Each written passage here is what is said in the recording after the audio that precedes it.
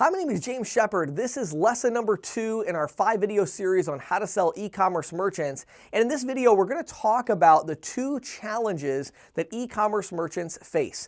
2 challenges that e-commerce merchants face. So if you're going to get out of the marketplace and you're going to try to sell these e-commerce merchants, you have to understand that when it comes to payment processing, there are primarily 2 issues that they are going to run into. The number 1 issue they're going to run into is they're going to run into the convenience of integrating the gateway into their website. Okay, just the convenience factor of making it work. So, you look at a company like Stripe, for instance. Stripe is really going to be your biggest competitor right now as far as new e-commerce businesses that are looking for payment processing. They're going to go through Stripe, and the reason is because Stripe has made it extremely easy to integrate their payment processing solution into a website.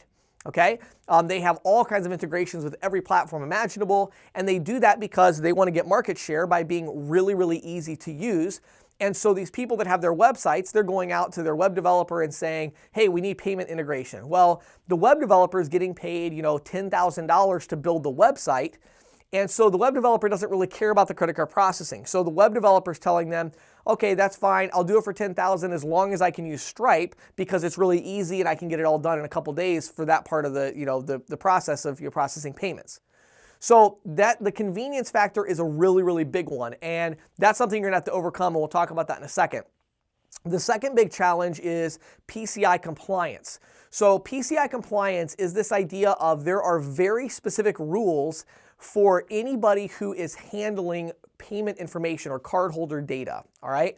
So if I'm a website and I have a web form and my web form grabs, a credit card number, an expiration date, all of these things, and it's my form on a page on my website, then that information is coming to my server, my website server that's hosting the website. So I'm getting that data. Then I take that data and I then send it to a gateway and say, okay, here's the credit card number and all that. I'll send you all the data. Go ahead and process this information. If I'm doing it that way, that's a really big problem for me because now I am in scope.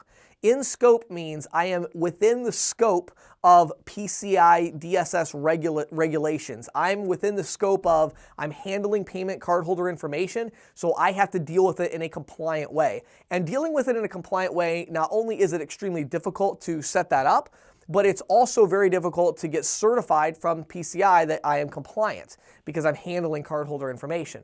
So what's happened over the last few years that's come along with Stripe and others is they've actually created forms that the merchant can basically embed on their website, but that form actually isn't their form. It's literally like Stripe is taking a page from their website and basically putting it on with using something like an iframe.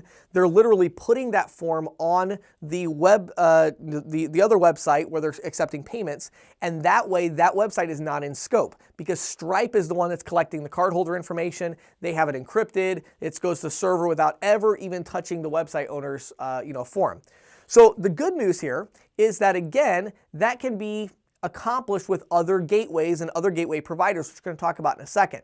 So the 2 big challenges that they face, number 1 is convenience. So it has to be something that's very convenient for them to be able to make the switch. In a lot of cases, you're looking at an expense. If they went to hire a developer, the developer might say, well, yeah, I'll integrate a new gateway for $2,000. And so it could be very expensive for them if you don't have the right services, which we're going to talk about in the next video, to have that set up the right way. It could be very expensive. And secondly, they're always worried about PCI compliance because they need to make sure that they're out of scope so that they don't have to deal with all this, mess of what do I do with all this cardholder data? I can't hold it in my database. I can't have it on my servers. So what do I do with it? You have to have a technology solution that allows you to process payments through an embedded form or some kind of an iframe or a situation to where it's a redirect, something to where they're not actually collecting the credit card information on their website. So I'm going to talk about how to do that and some different details here in the next video.